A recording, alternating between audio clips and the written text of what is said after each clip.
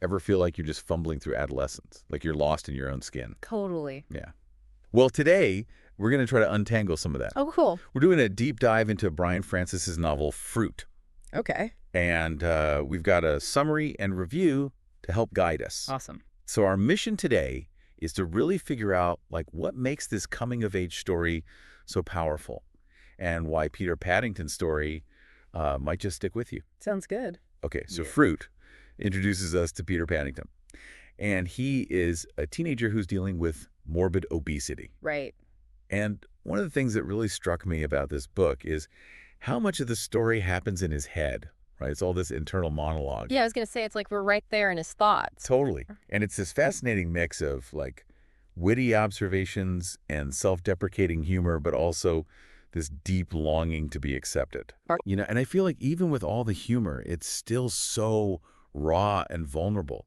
What do you think it is about Francis's writing that makes Peter's vulnerability come through so strongly, even with the humor? Well, I think Francis just captures Peter's voice so authentically, like that constant stream of thoughts and anxieties. It's like, it's so relatable to what it feels like to be a teenager. And that desire to just like be seen and understood. I mean, that's something we all crave. Right, that's like a core human thing. It is. Psychologists talk about this all the time, like how important belonging is, especially when you're a teen and figuring out who you are. So true. And it's not just Peter in this story. We also meet his mom. And she's kind of obsessed with weight and appearances. Oh, yeah. Which makes their relationship really complicated. Because, I mean, it's obvious she loves him, but it comes out in, like, these really difficult ways. It's like she's walking a tightrope, right? She wants what's best for him, but she's also battling her own anxieties and I guess all these societal pressures. And it makes you think about how our own insecurities can, like, accidentally affect the people we love the most. Yeah, it's a really interesting dynamic. And then there's Aunt Iris. She's such a vibrant character, Yeah. so eccentric and flamboyant. And she kind of provides this contrast to his mom's focus on appearances. So, I mean, how does her flamboyance challenge how Peter sees himself and the world? Well, she shows him there's a different way to be, you know? Like with her, it's all about celebrating who you are, not trying to fit into some mold. She challenges all those expectations he gets everywhere else, and I think she subtly encourages him to embrace his true self. Yeah, I love that. And what I find really interesting is how the novel balances this really sharp humor with some pretty heavy themes. I mean, Peter is so sarcastic. Oh, he is. But it's not just about laughs. No, I think it's his coping mechanism. It's how he deals with tough stuff. And, I mean, it's a pretty human thing to do, right? Find the absurdity in the hard times. Right.